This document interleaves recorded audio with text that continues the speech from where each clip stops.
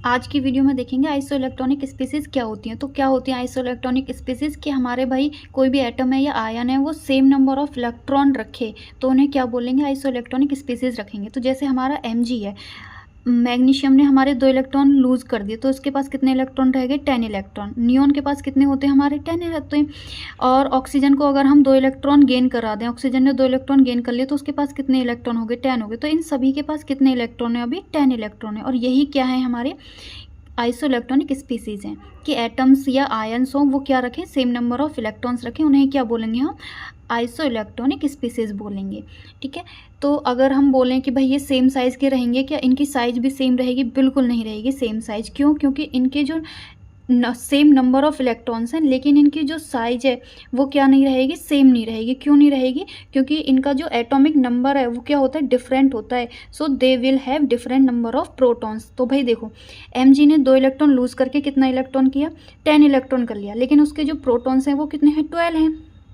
Neon के पास कितने electron है, 10 है। और प्रोटॉन कितने हैं, 10। ऑक्सीजन के पास 10 इलेक्ट्रॉन है लेकिन उसने 2 इलेक्ट्रॉन और लेके, उसके जो प्रोटॉन्स हैं वो पहले से कितने हैं, 8 हैं। 2 इलेक्ट्रॉन और लेके कितने कर लिया, 10 इलेक्ट्रॉन कर लिया। तो इसका मतलब क्या होता है कि भाई देखो 12 और 10 कितने होंगे, नंबर इंक्रीज है तो इस वजह से क्या होगा, इसका जो साइज होगा वो क्या रहेगा, ज़्यादा रहना चाहिए ना।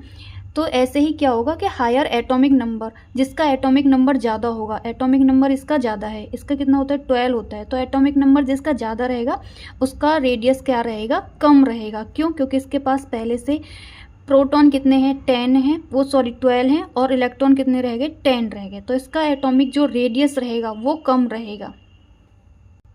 तो एटॉमिक रेडियस कम होगा तो इसका मतलब साइज भी किसका कम रहेगा, Mg का कम रहेगा।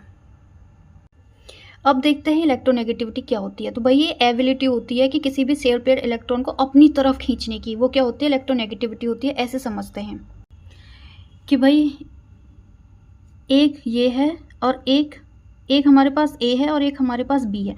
B हमारा ज़्यादा ताकतवर है, ठीक है, A हमारा थोड़ा सा कमज़ोर है।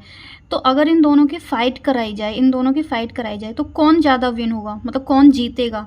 ऑब्वियस सी बात है, जो ज़्यादा ताकतवर रहेगा वही जीतेगा ना, कमज़ोर नहीं जीत पाएगा।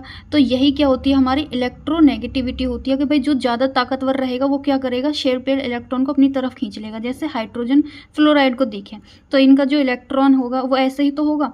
तो ये क्या करेगा, फ्लोरीन हमारा सबसे ज़्यादा इलेक्ट्रोनेगेटिव है तो ये क्या करेगा, इसके इलेक्ट्रॉन्स को भी अपनी तरफ खींच लेगा। यही क्या है, हमारी इलेक्ट्रोनेगेटिविटी है।